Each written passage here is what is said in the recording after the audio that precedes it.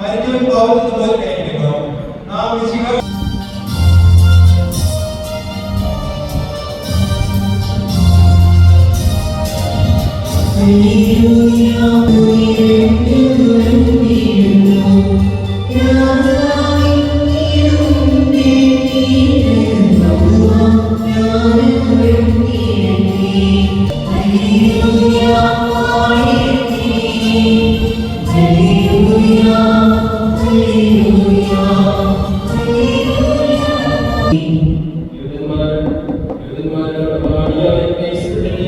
നൽകിയിട്ടുള്ള അല്ലെങ്കിൽ സമ്മാനമായിട്ട് നൽകിയിട്ടുള്ള കുഞ്ഞുങ്ങളെ വിശ്വാസത്തിൽ വളർത്തുക, അവർക്ക് ആത്മീയമായിട്ടുള്ള പരിപോഷണം നൽകുക.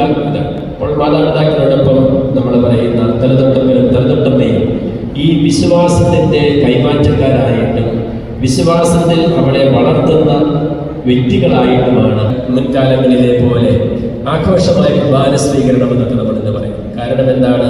കുറച്ചുകൂടി അറിവ്